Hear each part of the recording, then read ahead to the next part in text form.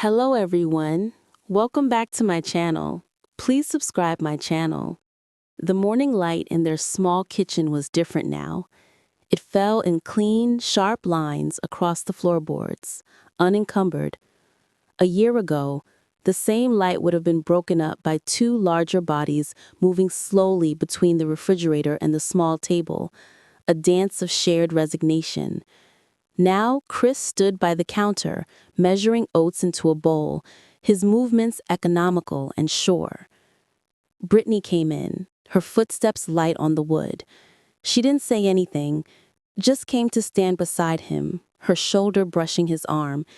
It was a habit they'd formed, this quiet, physical confirmation of their shared journey. She picked up the container of fresh berries and began to add them to his bowl, then her own. Their breakfasts were no longer solitary missions of comfort, but a synchronized ritual of nourishment. It wasn't about the number on the scale, though they still tracked it with the focus of scientists. It was about the space around them. The space in the kitchen, in the car, in the world. It was about the simple, breathtaking act of tying a shoe without a held breath, of taking a walk that didn't end in searing pain. Later, they stood side by side in front of the full-length mirror on their bedroom closet door. This, too, was a ritual, not of criticism, but of acknowledgement.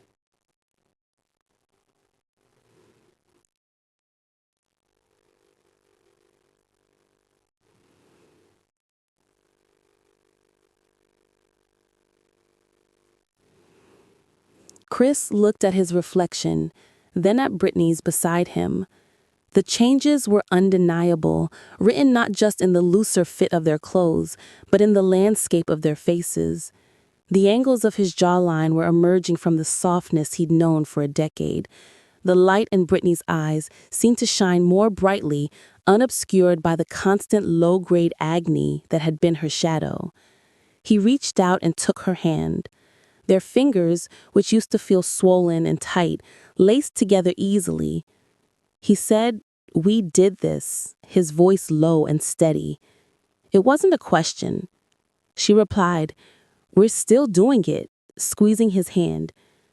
They had decided against a grand announcement or a dramatic photo. The evidence was for them.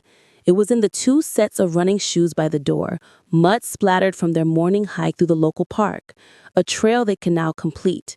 It was in the vegetable drawer of the fridge, packed with vibrant greens and crisp peppers, a world away from the beige, processed landscape of their old diets. It was in the quiet confidence that had settled between them, a fortress built one healthy choice, one shared struggle, one victorious day at a time. The world hadn't fundamentally changed. The same challenges and stresses waited outside their door, but they had changed. They had become a team not just in life, but in the active, daily pursuit of it. They were reclaiming territory, not just on their bodies, but in their future.